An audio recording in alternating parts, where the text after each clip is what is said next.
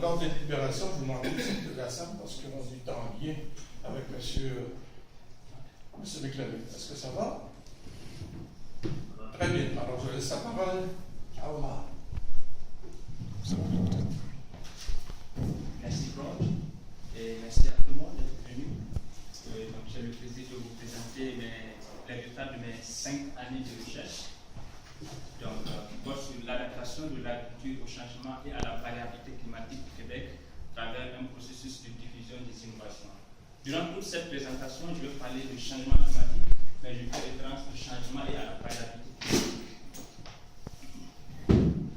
Donc, le plan en problématique. Donc, l'agriculture est un des secteurs les plus vulnérables au changement climatique.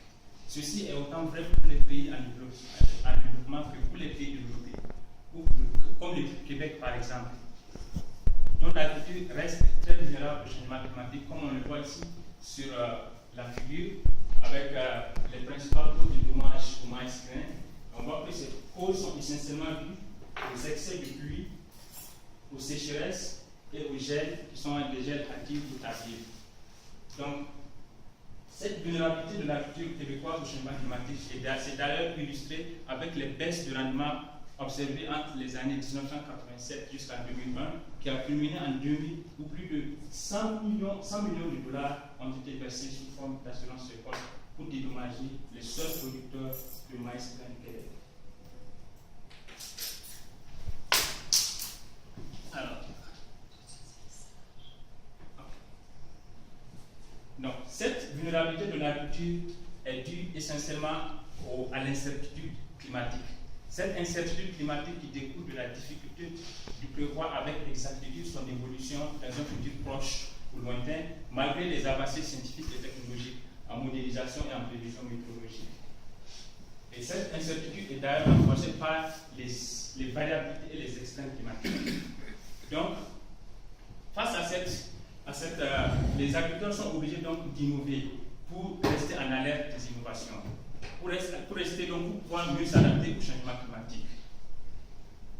Un autre point de la problématique, c'est que les recherches au sujet de l'adaptation au changement climatique, ces recherches sont très nombreuses, mais elles sont insuffisantes, car très peu d'emphase a été portée sur le rôle de l'agent humain, c'est-à-dire sur le rôle de l'individu face aux multiples sources de stress. Un autre problème, c'est que les modèles jusqu'alors utilisés pour essayer de comprendre le processus décisionnel de l'individu relativement au changement climatique, ces modèles ont montré des faiblesses. Par exemple, dans les sciences sociales, deux approches s'opposent quant à la rationalité de la prise de décision en matière d'adaptation. D'un côté, on a les modèles dits normatifs comme les modèles économiques ricardiens, et de l'autre, on a les modèles dits descriptifs qui se basent sur des études de cas pour essayer de comprendre le comportement humain en adaptation. Sauf que tous ces modèles ont des faiblesses, car la prise de décision en matière d'adaptation n'est pas exclusivement basée sur des considérations monétaires. Elle n'est pas non plus basée sur les conséquences, les effets que peuvent avoir un changement climatique sur un secteur comme l'agriculture, par exemple. Donc, il y a un besoin de privilégier une approche qui va situer le processus décisionnel dans un contexte beaucoup plus global, qui tient compte des différentes composantes, des composantes structurelles de l'agriculture, mais qui va aussi tenir compte des forces internes au ménage agricole et des facteurs contextuels que peuvent être les considérations socio-économiques comme la mondialisation, les investissements, etc. etc. Donc, notre approche d'utiliser le modèle de la diffusion des innovations pour essayer de comprendre les comportements humains en adaptation. Donc, l'objectif principal, c'est d'analyser comment les exploitants agricoles s'approprient et conçoivent des stratégies d'adaptation dans une perspective de diffusion des innovations. Nous avons donc aussi formulé des objectifs spécifiques, notamment donc déterminer comment et pourquoi se fait le processus d'innovation et sa diffusion, identifier les différents acteurs impliqués dans ce processus d'innovation et leur rôle dans l'adoption et la diffusion des options d'adaptation, ainsi que d'analyser le rôle des réseaux sociaux informels dans l'adoption des pratiques d'adaptation comparées aux structures formelles de diffusion.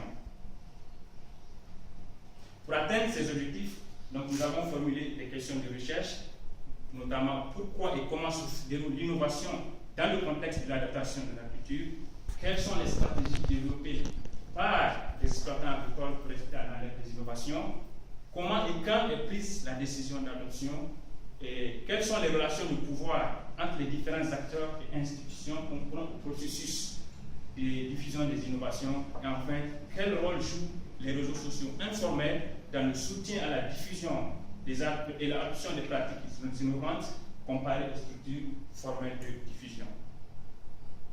Alors, pourquoi cette recherche? Cette recherche, c'est d'abord pour informer et accompagner les pouvoirs publics et les intervenants à l'agriculture vers une transition durable au changement climatique. Car l'agriculture au Québec fait face à des difficultés de toutes sortes. On a des difficultés d'ordre social, comme l'absence de relève agricole, le manque de main-d'œuvre qualifiée. Il y a aussi des difficultés d'ordre économique, comme les pertes de rendement, comme la compétition venue d'autres pays. Donc, face à toutes ces difficultés, il est donc nécessaire d'analyser le processus d'innovation, surtout dans un contexte de changement climatique qui vient exacerber davantage les difficultés auxquelles l'agriculture est confrontée. L'importance de la recherche, c'est aussi de faciliter une meilleure efficacité des stratégies du processus d'adaptation au changement climatique. Car en admettant que l'adaptation exige de la part des acteurs d'innover, il est donc essentiel d'analyser donc tout ce processus d'innovation afin de prévenir qu'elle ne produise des effets contraires à ceux recherchés.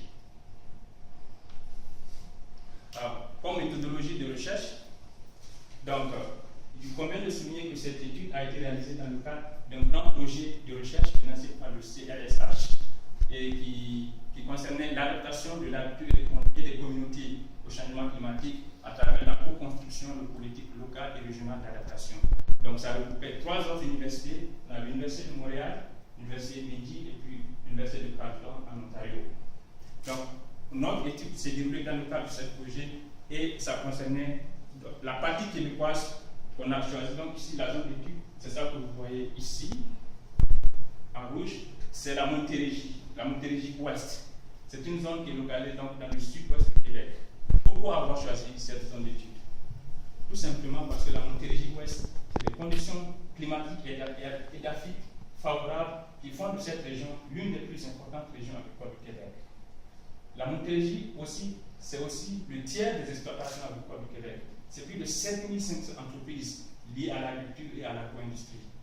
Enfin, la Montérégie vient en première position dans plusieurs productions agricoles, animales et végétales. Alors, pour cette étude, nous avons adopté une recherche qualitative basée sur l'approche Grounded Theory. La Grounded Theory est une méthodologie qui a des racines sociologiques et qui date des années 1960. Elle génère 3 types de savoir, 3 types de connaissances.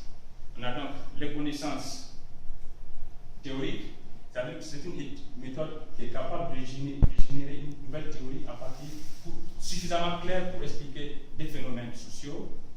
Ça génère aussi des connaissances empiriques, car c'est une méthode inductive qui donne la parole aux participants et met l'accent sur la compréhension de son jugement pour mieux expliquer un phénomène. Enfin, elle génère des savoirs méthodologiques, car plusieurs chercheurs continuent à travailler sur cette méthodologie afin de la rendre beaucoup plus efficiente dans le contexte actuel, ce qui explique d'ailleurs les différentes écoles de pensée de la Grounded Theory. Alors, pourquoi avoir choisi cette méthodologie pour comme outil de recherche? Tout simplement parce que la Grounded Theory est un outil qui joue le rôle de médiation entre la théorie et la pratique. C'est-à-dire c'est une méthode capable d'extraire une théorie à partir de phénomènes empiriquement observables. Or, notre étude a justement pour but la production de connaissances empiriques relatives à l'adoption des innovations par les exploitants agricoles comme stratégie d'adaptation. Par conséquent, la Grounded Theory est l'outil la mieux indiqué pour élucider de la façon la plus exhaustive et aussi la plus concise possible tous les tenants et aboutissants de cette utilisation des innovations comme stratégie d'adaptation au changement climatique. Donc, la collecte des données s'est faite essentiellement à travers des entrevues semi-structurées. Notre audience cible de départ était donc les exploitants agricoles. Les critères de sélection de ces de ces répondants étaient d'abord basés sur l'expérience. Comme on voit ici, plus de 3 quarts des répondants avaient plus de 20 ans d'expérience en agriculture. Un autre critère de choix des répondants, c'est la production par secteur d'activité. Donc, afin d'avoir une certaine représentativité des différents secteurs de production sur ce territoire. Donc, ainsi, on a rencontré des producteurs de grandes cultures, des producteurs laitiers, des grandes cultures et des laitiers en même temps, des maraîchers et des autres. Donc, au total, on a conduit 32 entrevues avec les exploitants agricoles. En grande théorie, la collecte et l'analyse des données se font simultanément. Donc, au cours de nos entrevues avec les exploitants agricoles, de nouveaux concepts ont émergé que ces entrevues avec les exploitants agricoles ne nous ont pas permis de s'attirer, d'expliquer. Donc, pour cela, en grande théorie, il y a ce qu'on appelle l'échantillonnage théorique. L'échantillonnage théorique n'a pas pour objectif de rencontrer des participants, un panel de participants représentatifs de la population, mais elle a pour but de rencontrer des répondants pouvant enrichir la compréhension des concepts ayant émergé durant la phase initiale de collecte et d'analyse des données. Donc, cet échantillonnage théorique, on l'a conduit donc auprès des autres intervenants à l'agriculture. Donc, notamment les agronomes, bon, on ne le voit pas bien ici. Donc, c'est les agronomes du MAPAC, le ministère de l'Agriculture du Québec. On a aussi les agronomes des clubs conseils. On a aussi rencontré les membres de l'UPA. On a aussi rencontré les compagnies privées, c'est-à-dire les compagnies distributrices et fournisseurs de génétique et de machines agricoles, et de même que la financière agricole du Québec, en ce qui concerne les assurances. Donc, au total, 20 entrevues ont été faites avec ces autres intervenants, donc ce qui porte le total à 52 entrevues. Alors, les résultats. Un premier résultat, c'est que le recours aux innovations dans l'agriculture n'est pas prioritairement destiné à lutter contre le changement climatique. Il fait beaucoup plus suite il répond à des impératifs d'ordre social. C'est pour pallier à l'absence de main-d'œuvre qualifiée, c'est pour pallier à l'absence de relève agricole. Il fait aussi suite à des impératifs d'ordre économique, notamment pour augmenter la compétitivité des exploitations agricoles, mais aussi pour rechercher de nouveaux marchés. D'ailleurs, un exploitant qu'on a rencontré nous disait, on s'adapte plus qu'on ne fait de réels changements. Par exemple, on va s'ajuster au niveau des types de production qui vont aller pour l'alimentation du bétail, les techniques de travail du sol et les types de cultures vont évoluer. Mais pour nous, ce n'est pas tellement le changement climatique. C'est plus un avancement des technologies et des techniques, des façons de faire. Donc, l'innovation dans l'agriculture répond d'abord à des besoins, répond d'abord à l'évolution du contexte socio-culturel. Ce qui va dans le même sens que la théorie des innovations induites. Cette théorie postule que l'innovation est la résultante de la sensibilité des agents économiques en réponse à une variation dans les coûts de production. Donc, ce qu'il faut retenir ici, il ne faut pas dissocier. On ne doit pas dissocier les conditions climatiques des facteurs non climatiques dans le processus d'adaptation de l'agriculture au changement climatique. Répondre à la première question de recherche, l'innovation n'est pas implicitement conçue pour lutter contre le changement climatique, mais plutôt elle est en réaction à l'évolution du contexte socio-économique actuel. Un autre résultat, c'est le faible capital social et l'influence des compagnies privées. Donc, le faible capital, donc les exploitants agricoles, pour rester à l'alerte des innovations, interagissent en réseau, ce qui leur facilite donc, la recherche de l'information et le partage du savoir d'un côté, et puis renforce leur capacité de formation et d'apprentissage. Sauf, il résulte de ces interactions l'établissement de liens divers selon les acteurs en présence. Ainsi, les relations entre exploitants agricoles sont très faibles, tandis que les liens que ces derniers entretiennent avec les compagnies privées sont très forts. Cette faiblesse des liens entre exploitants agricoles est consécutive à la compétition et au manque de confiance mutuelle. Un exploitant rencontré nous disait, si j'ai des problèmes dans les champs, c'est les autres, c'est-à-dire les fournisseurs ou leurs représentants que j'appelle pour trouver des solutions. C'est eux qui me donnent ces infos parce que c'est eux qui ont reçu ces infos des compagnies. Je fais plus confiance aux professionnels agricoles.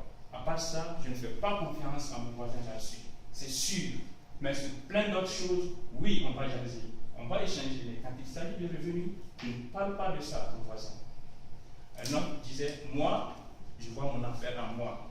Le voisin, c'est le voisin. Donc, cette faiblesse des liens entre exploitants agricoles se répercute automatiquement sur le capital social qui devient faible. Le capital social, c'est la capacité ou l'habileté des communautés à œuvrer ensemble vers l'atteinte d'objectifs communs. Or, le capital social est un des principaux déterminants de la capacité d'adaptation. Par conséquent, on peut déduire que sa déficience pourrait être un handicap dans l'optique d'une meilleure résilience de l'agriculture de cette région au changement climatique. Sauf que les recherches sur la transition des systèmes socio-techniques nous renseignent que des liens interpersonnels faibles, comme c'est le cas ici, comme les relations entre les exploitants agricoles, donc ces liens interpersonnels faibles favorisent le transfert du savoir et l'accès à des informations nombreuses et diversifiées. Et que si la diffusion des innovations devrait se faire uniquement à travers des liens forts, elle s'avérerait qu'elle resterait limitée à un groupe, à une élite. Par conséquent, donc, ces liens interpersonnels faibles servent donc de passerelle entre les différents réseaux sociaux. Tandis que l'influence, donc les relations très fortes, comme celles que les exploitants agricoles entretiennent avec les compagnies privées, ces relations sont le signe d'un haut niveau de confiance, ce qui réduit les résistances au changement et assure le confort dans un contexte d'incertitude, comme c'est le cas avec le changement climatique.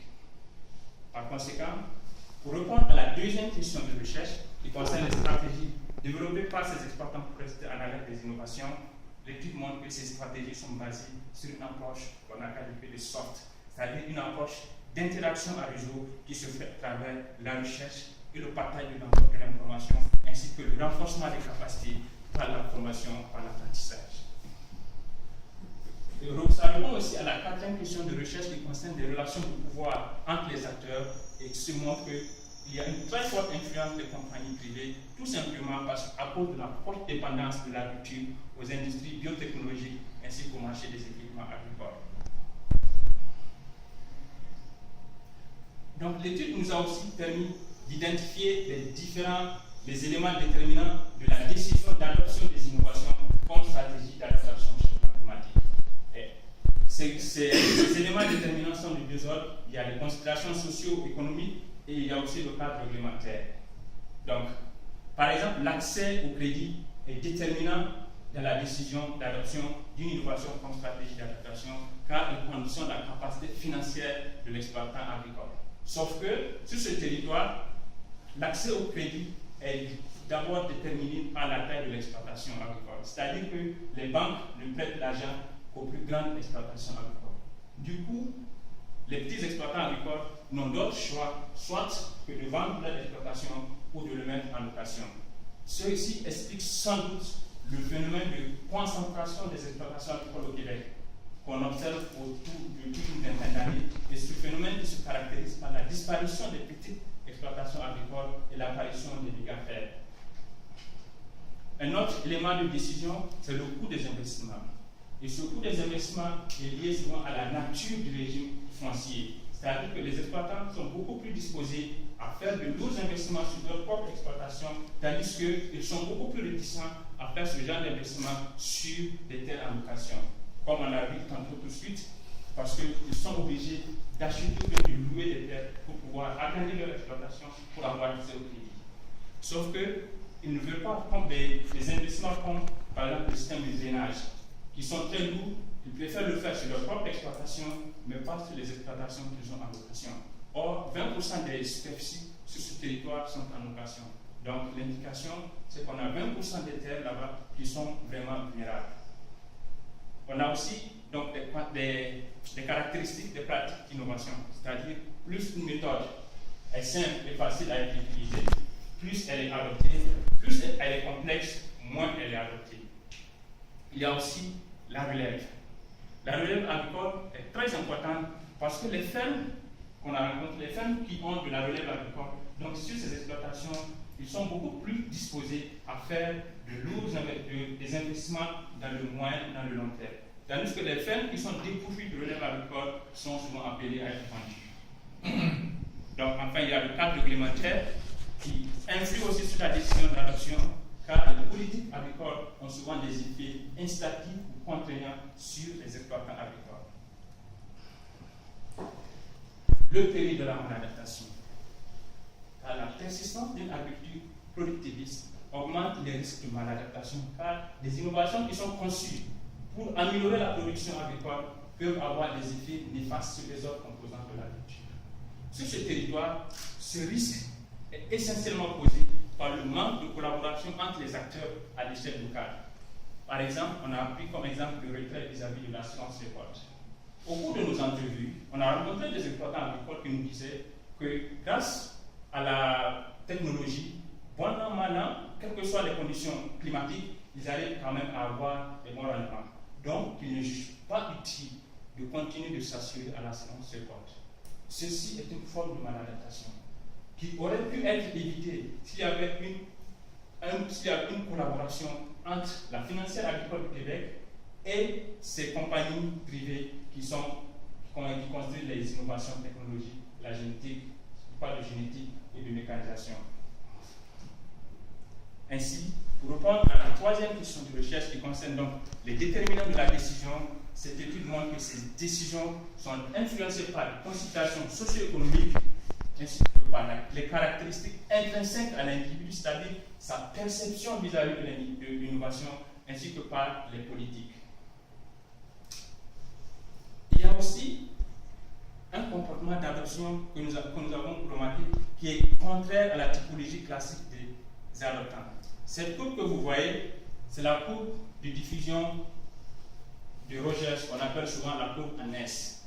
Cette courbe représente les différentes catégories d'innovants, de consommateurs, c'est-à-dire les différentes catégories de consommateurs, qu'une innovation doit convaincre pour se diffuser.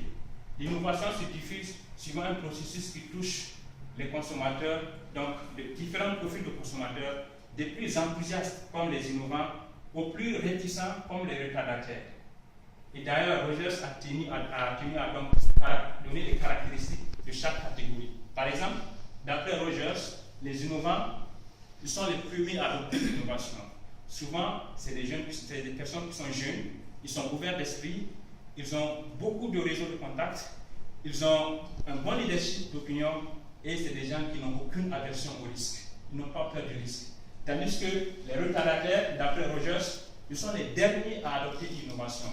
C'est des gens qui sont souvent âgés, donc ils sont d'un certain âge. Ils n'ont peu ou pas de réseau de contact, peu ou pas de leadership d'opinion. Et c'est des gens qui sont des conservateurs et qui ont une aversion au risque. Ils n'aiment pas prendre des risques. Dans cette perspective, si on transpose l'adoption des innovations comme stratégie d'adaptation durable, je précise bien sûr le mot durable, de l'agriculture au changement climatique, on se rend vite compte que les agriculteurs innovants vont se retrouver dans la catégorie des retardataires sur la courbe de Rogers. Pourquoi? Tout simplement parce que c'est des producteurs agricoles, c'est des fermiers qui ont décidé de renoncer aux toutes technologies et de n'adopter que des innovations qui sont en harmonie avec leur environnement socio-écologique.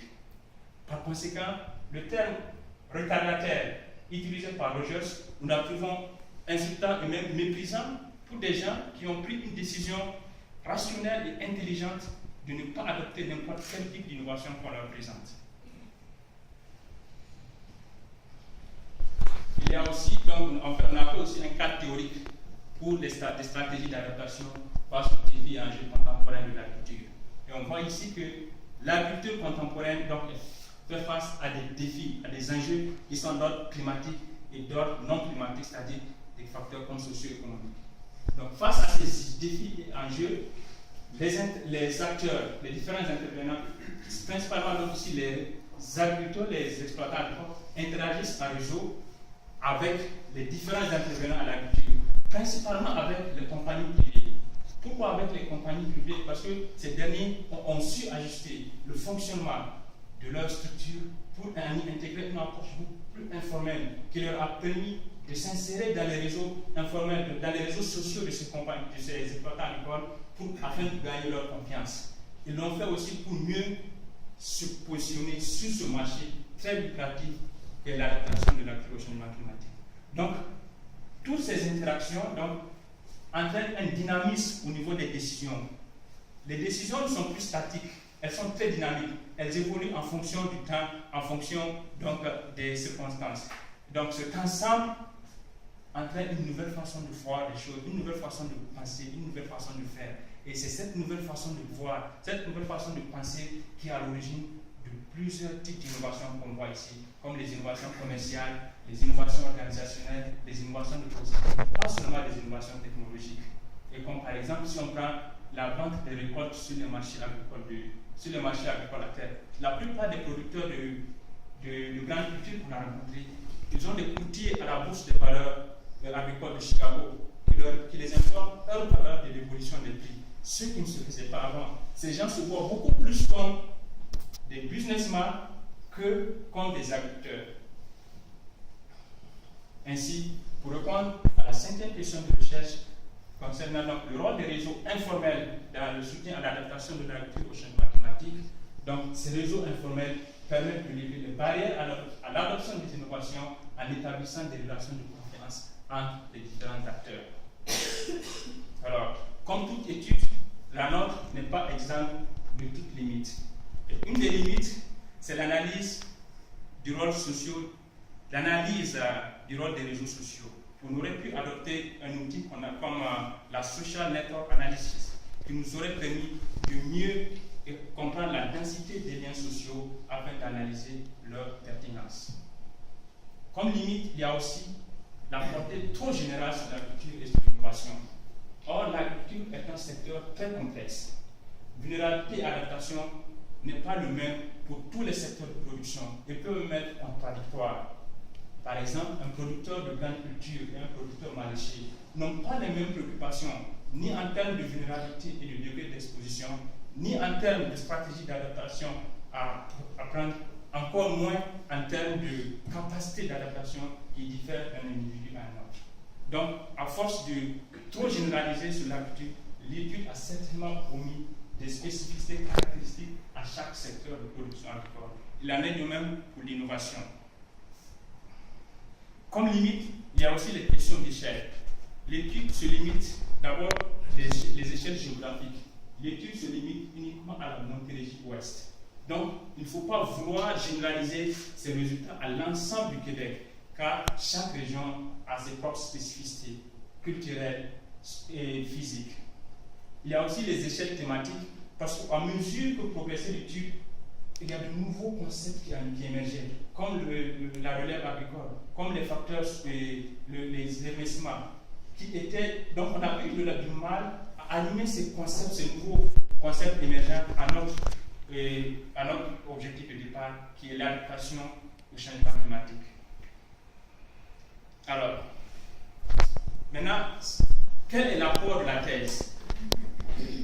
Comme apport de la thèse, il y a la connexion entre les réseaux, entre les processus d'adaptation et les processus d'innovation. Alors que dans la littérature, c'est des processus qui sont séparés. Un autre apport de la thèse, c'est l'apport des innovations technologiques et non technologiques, c'est-à-dire des innovations qu'on a dit soft, comme dans les stratégies d'adaptation. Alors que dans la littérature, on parle uniquement donc, des innovations technologiques à l'adaptation. De plus, la thèse montre que la contribution des réseaux informels dans l'adaptation, alors que dans la littérature, on parle plus de contribution des institutions formelles de soutien à l'adaptation. Enfin, comme apport de la thèse, c'est que la thèse place l'adaptation de l'agriculture québécoise au changement climatique dans une perspective d'adaptation privée, alors que dans la littérature, une telle perspective n'est pas encore d'actualité. En conclusion, donc, les réseaux sont indispensables au processus de diffusion des innovations donc, et implicitement à l'adaptation au changement climatique. Cette adaptation exige donc le partage des informations, le transfert des idées qui ne peut se faire qu'à travers une interaction entre les différents réseaux.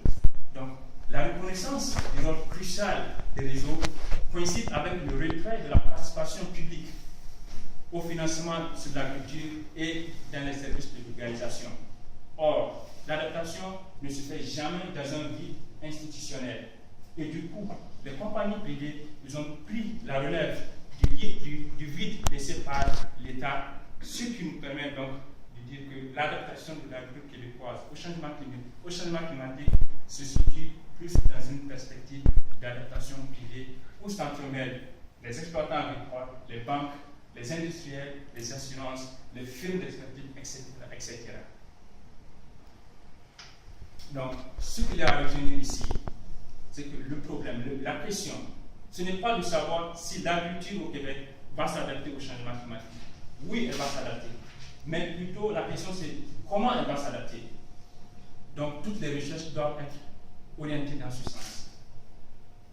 Et nous avons formulé quelques recommandations, notamment la mise en place de politiques d'adaptation combinant des mécanismes incitatifs et contraignants, c'est-à-dire pour servir de pont entre les stratégies d'adaptation au changement climatique et donc des stratégies de développement durable.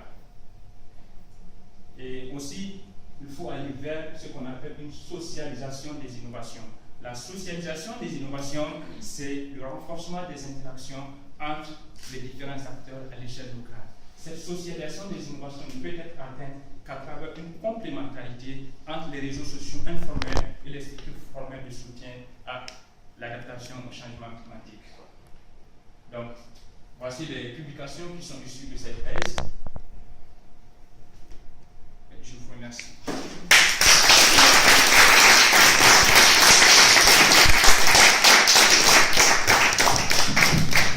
Il n'y a pas de batterie. Merci beaucoup, Robert.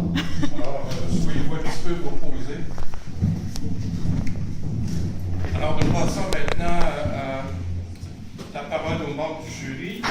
Alors, nous allons commencer par vous, Robert. Vous m'entendez bien? Oui. Oui. Oui, OK. Alors, vous avez 15 minutes là, pour poser des questions et faire vos commentaires. À vous la parole. D'accord. Merci beaucoup. Est-ce que vous pouvez me bien entendre? Très bien. OK, très bien. Merci, monsieur Mahmoud. C'était très intéressant pour moi. Vous avez exposé dans votre thèse des questions qui m'ont préoccupé depuis longtemps. Et la thèse était tellement bien écrite et c'était très clair pour moi à comprendre ce que vous avez fait et ce que vous voulez dire dans votre résultat. Donc, merci beaucoup pour ça et la présentation pour public était très claire. Est-ce que l'audio est bien chez vous? Ça va. Oui. Ouais. Un peu de feedback chez moi. Mais en tout cas, je voulais commencer avec quelques questions concernant le contexte de la recherche. Est-ce que ça va? Oui? D'accord. La question de discussion des fondations. Cette question qui est importante dans ce domaine. On vous a perdu, hein, on n'entend plus bien. Vous pourriez répéter parce que la communication est entrecoupée par des interruptions. D'accord. Est-ce que vous pouvez m'entendre maintenant? Oui, là ça va. Très bien. Est-ce que vous avez entendu les compléments que je vous ai donnés?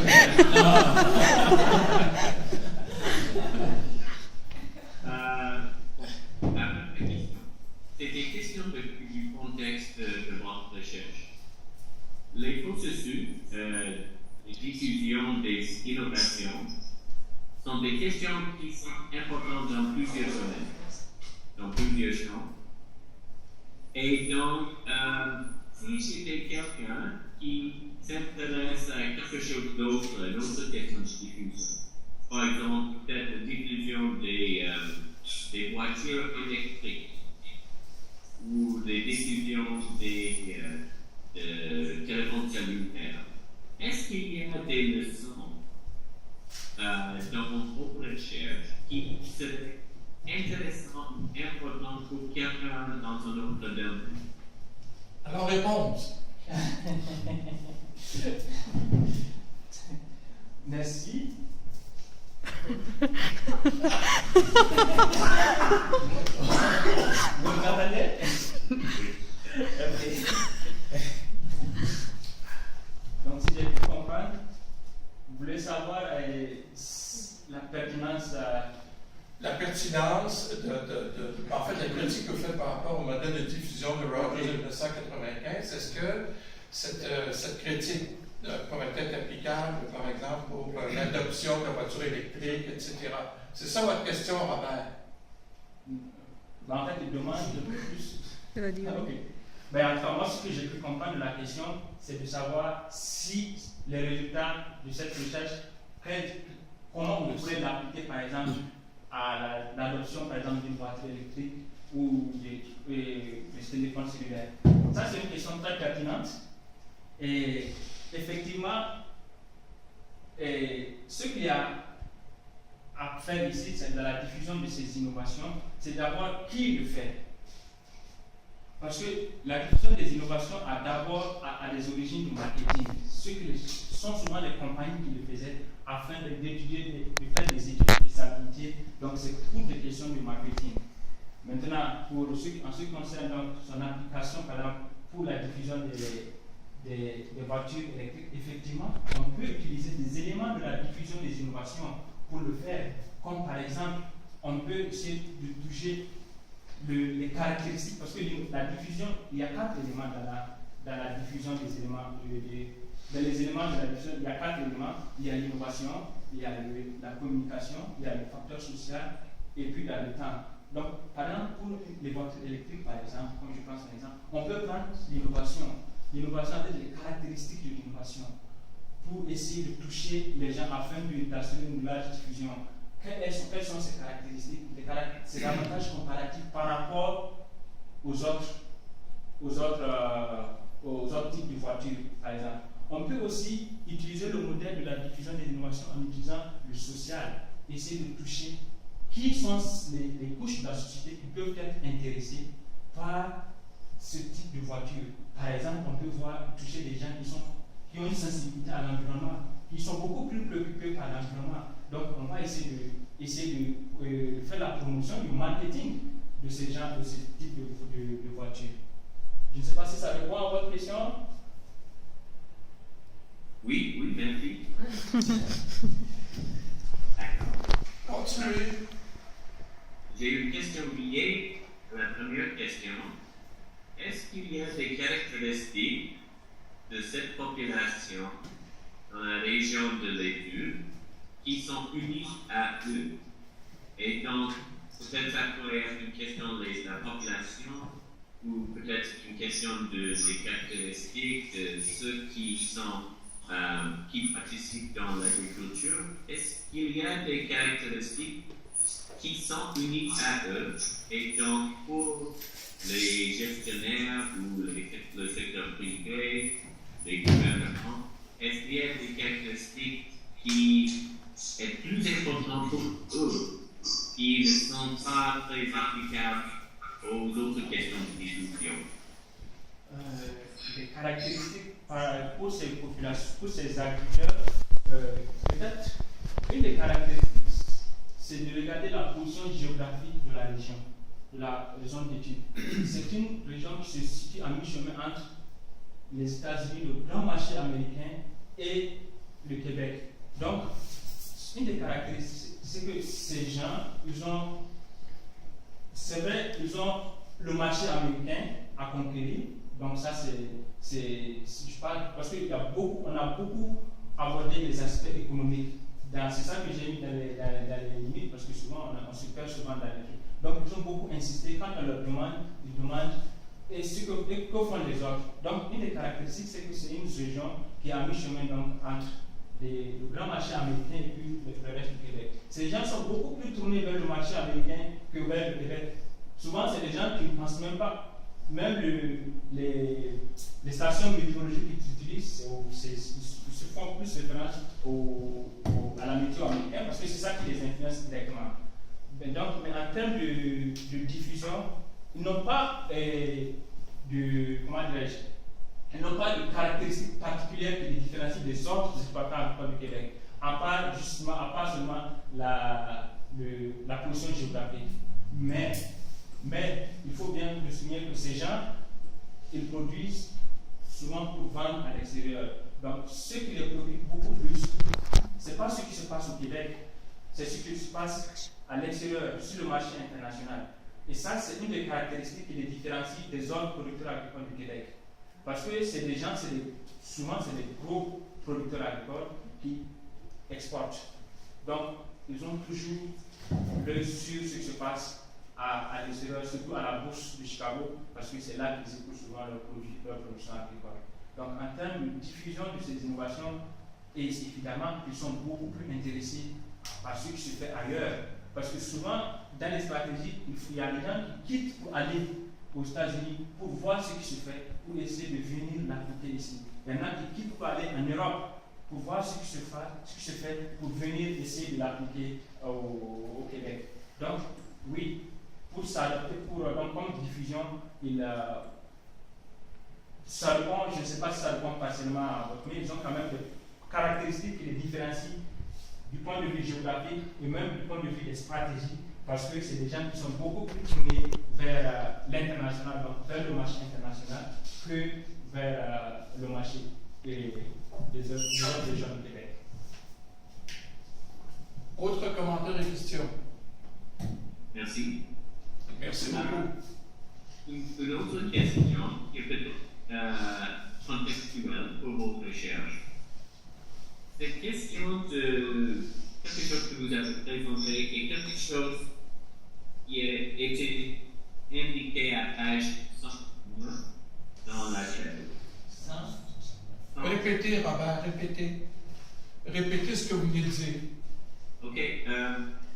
C'est une question très simple. Vous avez contextualisé vos recherches comme question d'adaptation au changement climatique. Mais vos participants ont dit souvent que, par exemple, la relève est plus importante que les changements climatiques. Donc, si vous avez présenté votre projet comme question d'adaptation au changement économique ou changement dans les marchés, est-ce que vous aurez obtenu les mêmes résultats concernant le processus d'innovation? Ça, c'est une très bonne question. Réponse. C'est une très bonne question à laquelle je n'ai pas pensé sur le terrain. J'aurais pu le faire, mais je n'y ai pas pensé sur le terrain. Mais ce qui est certain, ces gens ils sont beaucoup plus intéressés par des préoccupations économiques que par le changement climatique. Et ça s'est ressorti dans toutes les entrevues. On leur demande, il y a une question, on leur demande de comparer entre le changement climatique et les préoccupations économiques. Et dans l'ensemble, ils sont beaucoup plus préoccupés par les préoccupations économiques que par le changement climatique.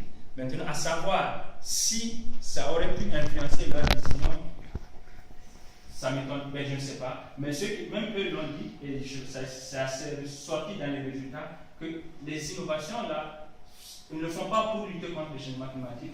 Ils le font pour des considérations d'abord économiques, c'est pour améliorer leur compétitivité, c'est pour pallier à l'absence de main-d'œuvre, c'est pour c'est pour rechercher de nouveaux marchés. Mais sauf que inconsciemment, je pense que la plupart se font le font, c'est inconsciemment, il y a beaucoup de stratégies qui se font aussi pour lutter contre le changement climatique. Comme par exemple, si on prend la génétique agricole, la plupart des variétés par exemple, de maïs, c'est des variétés qui sont résistantes à des conditions climatiques défavorables comme les sécheresses, comme les inondations. Donc, implicitement, ça permet de lutter contre le changement climatique, sauf que ce n'est pas leur préoccupation première.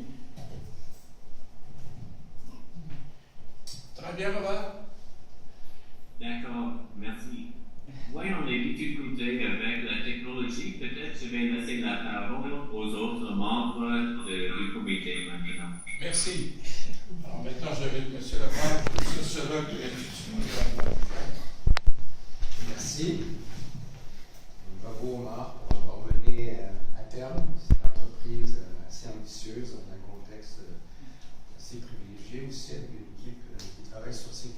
là, enfin une équipe pionnière, je vais dire. Moi, je vais commenter à deux niveaux. Premièrement, je dirais l'entreprise intellectuelle que ça représente, les choix que tu as faits, les embûches et comment tu as pu en éviter la majorité. Et aussi, ensuite, à partir de nos propres travaux au Sahel et depuis le milieu des années 2000.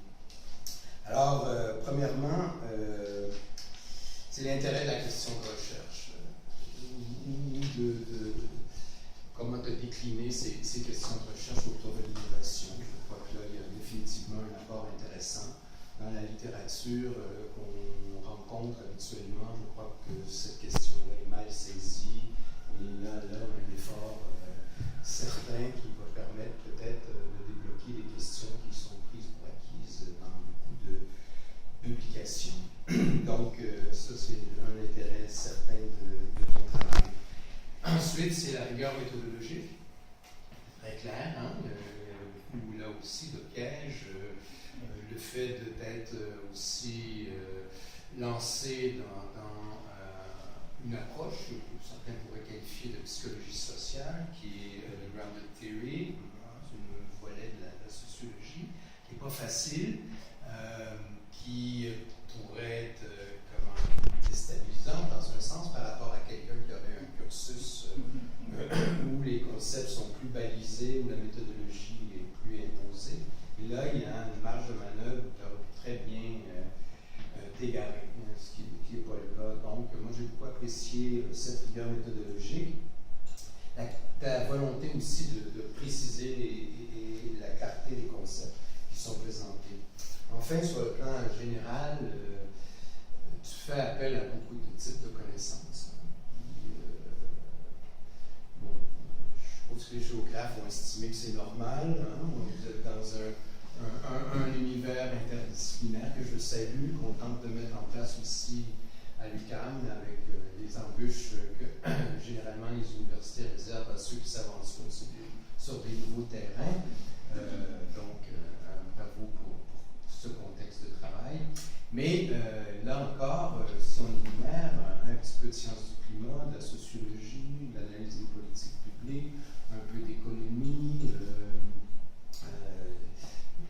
aussi un peu de communication aussi, il y avait là vraiment tous les ingrédients d'une catastrophe. Et c'est donc une mauvaise soupe faite à partir de trop d'ingrédients qui est mal cuite, mais ce n'est pas le cas. C'est pas le cas. Il y a définitivement là, à l'arrivée, une production de connaissances qui ajoute à notre compréhension des problèmes que tu attaques, qui n'aurait pas été possible si tu n'avais pas croisé le regard de ces différents apports disciplinaires. Il y a là un produit interdisciplinaire que tu incarnes dans ta personne, mais qui s'est surtout traduit dans ton travail, et ça, je veux saluer ça. Et c'est pas souvent qu'on a l'occasion d'applaudir à la volonté d'apprentissage que tu démontres dans chacune de ces incursions dans différents univers intellectuels.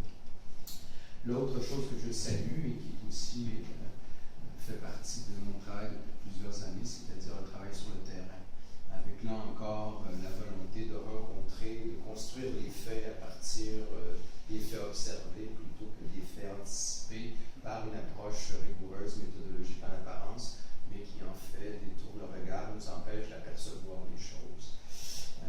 Mon directeur de thèse me disait, où sont les faits? Alors les faits, ils sont révélés dans plusieurs des éléments de conclusion que tu amènes. Moi, mes questions porteraient sur peut-être une chose qui n'a peut-être pas été assez développée de mon point de vue, malgré que la thèse est tout à fait intéressante et rejoint ses ambitions décrites dans les questions de recherche, c'est agir dans un contexte d'incertitude. C'est-à-dire cette idée de l'innovation, de la dynamique sociale, du capital social, du cadre institutionnel, tu mets en place le décor relativement bien. En revanche, tu nous renvoies au niveau de préoccupation, de définition, de représentation des problèmes chez tes interlocuteurs sur le terrain.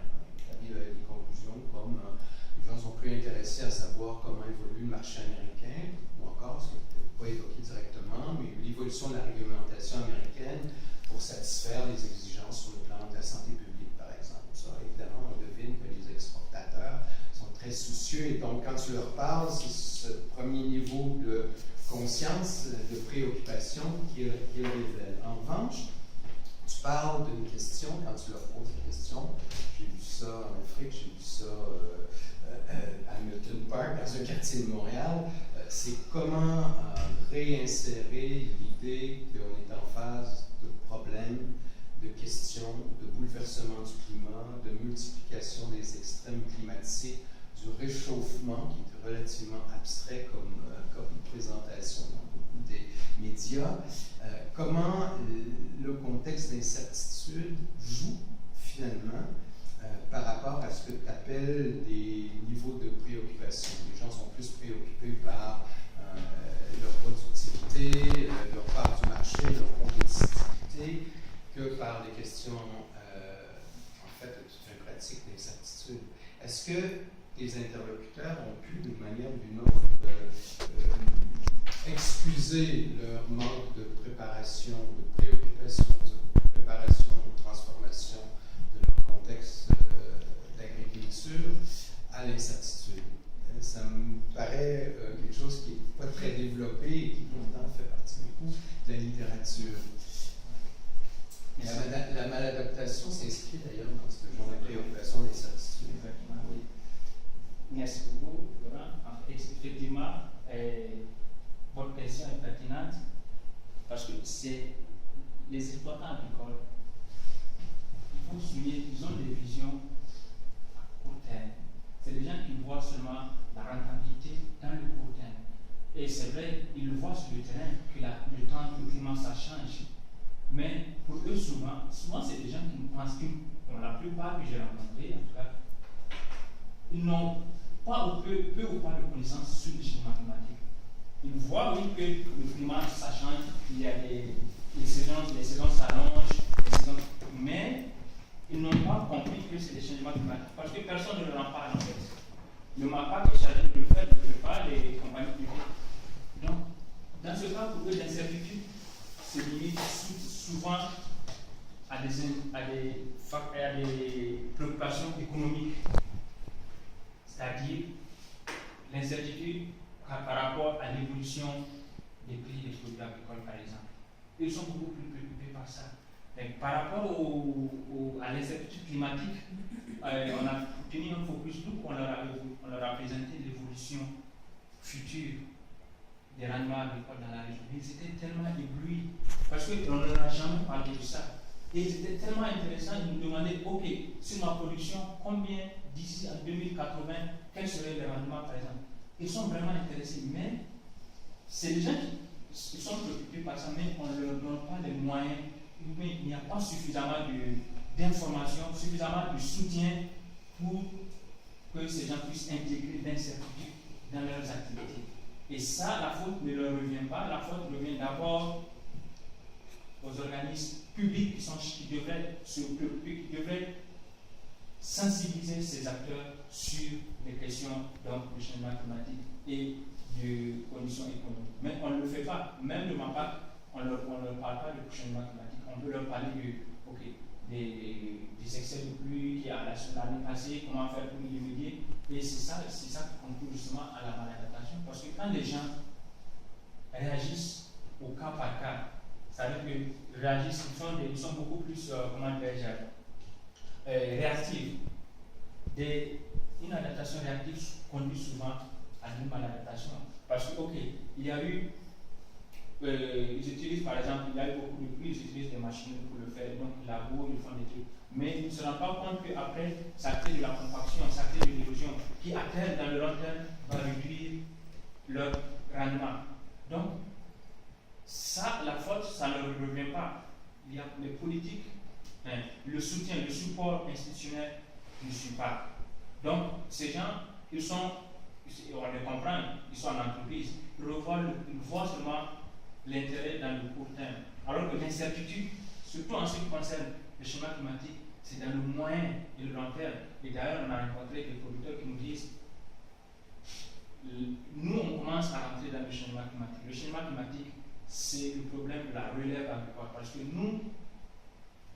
commencent à rentrer, eux, ils seront dedans. Donc, eux, ils voient que le changement climatique, pour eux, les autres, ce n'est pas pertinent, mais ça sera pertinent pour la relève. Donc, oui, ils ont des préoccupations, mais est-ce qu'on leur donne les moyens d'y faire face? Je ne crois pas. J'ai encore un peu de temps. Oui. Alors, c'est les différents regards de portée sur la question ont inspiré différentes disciplines. En fait, chacun de ces regards porte une différente représentation, conception de la rationalité des acteurs. Tu parles de pouvoir, tu parles de rationalité économique, tu parles de même réflexe culturel jusqu'à un certain point. Et à travers ça, tu dis, bon, mais finalement, les gens ont une petite marge de manœuvre pour s'adapter, que ce soit à la transformation du contexte économique ou de la compétitivité. Et puis, ben, cette marge de manœuvre dont ils disposent pourrait être éventuellement mobilisée pour s'engager dans des actions d'adaptation, donc traduire ici de prévention par rapport au bouleversement du climat. En revanche, l'autre versant de ce regard-là, c'est la présence des contraintes. Alors là, ce qu'on réalise, et tu l'évoques dans tes conclusions, c'est le cadre institutionnel qui est relativement faible, où le jeu du marché l'emporte sur beaucoup de choses, où les entreprises privées, évidemment, qui ont des intérêts très spécifiques, une lecture des problèmes et de l'avenir qui leur est propre. Et là, on sent l'absence d'un cadre institutionnel, ou disons un cadre institutionnel extrêmement faible. Donc, on a là une petite marge de manœuvre chez les acteurs, un cadre institutionnel relativement faible. Or, ta thèse débouche, et ce que j'apprécie beaucoup, c'est sur une volonté éventuelle d'intervention ou de production de connaissances susceptibles de réconcilier cadre institutionnel faible, petite marge de manœuvre et néanmoins nuage noir à l'horizon. Hein?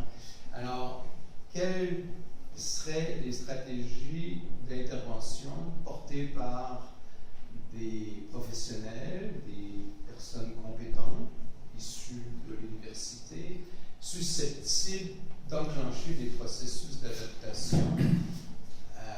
Est-ce que c'est de la diffusion de la recherche? Est-ce que c'est faire du lobby auprès des ministères concernés? Est-ce que c'est produire ou mettre sur pied une entreprise de formation, de perfectionnement pour offrir à ces agriculteurs-là un cadre de connaissances susceptible d'être utile? Quelle devrait être la ligne directrice d'une intervention pour favoriser l'adaptation au changement climatique à la suite du regard posé sur cette réalité? 2 minutes. Désolé, la question est plus longue. Non, mais la question est pertinente, sauf que j'aimerais savoir des actions de la part de qui? Des chercheurs ou de pouvoir public? Ben, c'est ça. Le chercheur, c'est toi qui es dépositaire pour le moment de la connaissance. Et ça m'étonnerait qu'un haut fonctionnaire vienne de matin avec la copie de thèse. Parce que le problème, exactement, tout le monde sait le problème qu'il y a, mais personne ne fait rien. Le chercheur, lui, son travail, c'est de publier, de diffuser. Mais la décision ultime, ça revient au décideur. Et qui est le décideur? Souvent, c'est l'État. L'État, moi, j'étais vraiment surpris justement sur le terrain, comme l'État est totalement absent. Presque, je vais dire. Il n'y a que ces compagnies qui sont très actives dans la région. Donc, et comme je l'ai mentionné, l'adaptation ne peut pas se faire dans un but institutionnel. Il faut qu'il y ait une structure en place pour justement essayer de gérer toutes les stratégies. Sinon, on court, et c'est la réflexion que je dis, la question, ce n'est pas de savoir si l'adaptation, ici, l'agriculture va s'adapter ou non, mais comment elle va s'adapter. Et donc, le rôle en tant que chercheurs, nous ici, je pense, c'est d'attirer l'attention. Maintenant, au pouvoir public, c'est vrai que les stratégies globales, ça ne marche pas, mais ça doit commencer au niveau local. Au niveau local, mettre en place, par exemple, des structures, ne serait-ce que le dialogue entre les différents intervenants. Ça sera vraiment un bon point de départ comme stratégie pour attirer l'attention de ces gens au changement climatique. C'est très facile, sans rien, de mettre en place une structure de collaboration où les différents intervenants vont intervenir, chacun va donner son association. Ça sera, pour moi, c'est le point de départ. Si on peut faire ça dans chaque région du Québec, ça sera vraiment salutaire.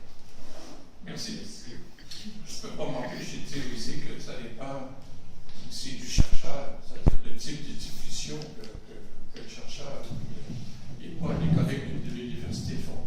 Parce que ça aussi, c'est important parce qu'on est porté vers qu'on oublie justement cette diffusion. Chris, 15 minutes. Ok. Deux petits commentaires. D'abord, merci pour une excellente présentation, une excellente thèse.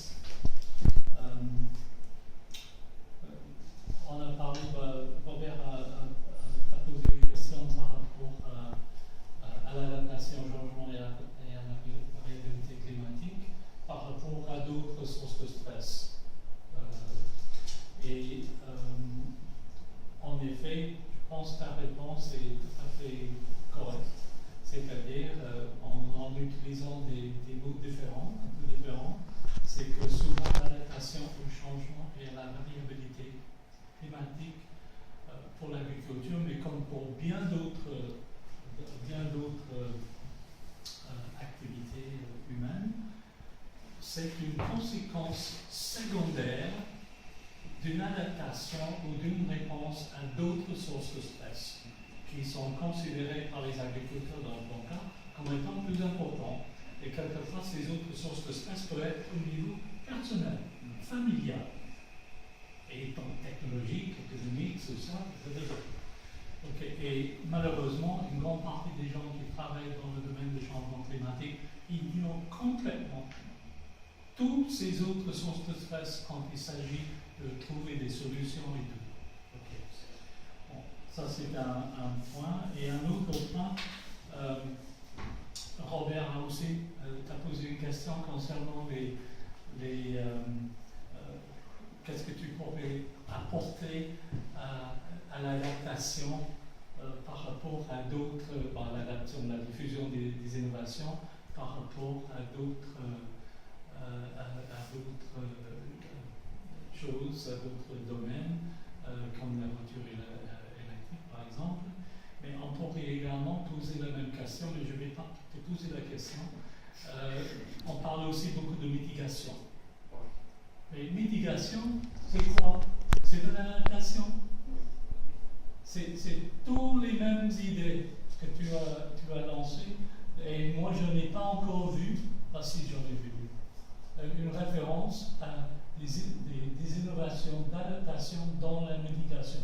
Et pourtant c'est la base. C'est pas étonnant qu'on ne fait pas beaucoup de progrès. Et moi, je ne pense pas que tu l'as rencontré quand tu étais en Égypte.